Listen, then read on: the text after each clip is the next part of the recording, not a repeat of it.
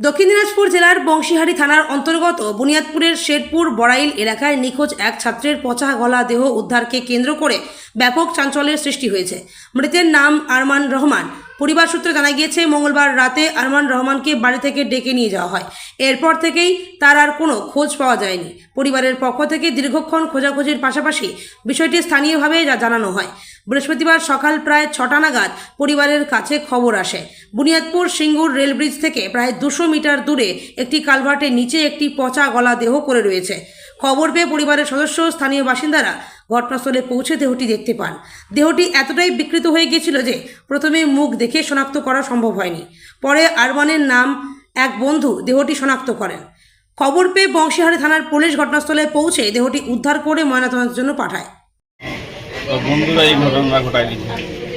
ওই চ্যাংড়া একা নাই, ওর সঙ্গে আরো অনেক কয়েকজন আছে। কারণ এই চ্যাংড়াকে এইভাবে মারতে পারবে না, ওই দুই একজনকে ঘাইল করা মুশকিল আছে। কি হয়েছিল একটু শুরু থেকে বলেন। কিচ্ছুই হয়নি, বাড়িতে কোনো কিছুই হয়নি। ও প্রজেক্ট শিখতে যাবে ওই চ্যাংড়া বাড়িতে, প্রাইভেট থেকে ঘুরে আসছে বাড়িতে 1টার দিকে, আসে সঙ্গে সঙ্গে ওই প্রজেক্ট শিখতে যাবে, লিখতে যাবে না দেখতে যাবে। ওই চ্যাংড়া এসে ডাকতে, বাড়িতে খাওয়া দাওয়া কিচ্ছু করেনি।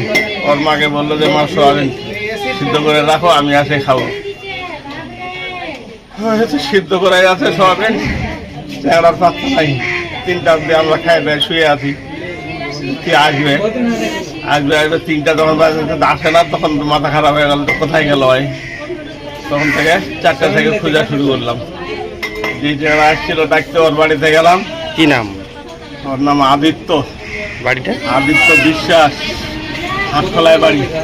আচ্ছা, আপনাদের কি মনে হচ্ছে ওই করেছে এরকম মনে হচ্ছে? ওই তো মেন, তো ওই আছে, মেন ওই আছে, এবং আরো ওর সঙ্গে আরো লোক আছে। কারণ আমরা কিছুই জানি না। আচ্ছা, ও ডিম শিখতো আর পড়াশোনা করতো, আর অন্য কিছু না। ওর অন্য কোনো কাজও নাই, কোথাও আড্ডা দেওয়া নাই। আচ্ছা, ওই কাটাতো আর প্রাইভেটে যেটুকু, আর স্কুলে।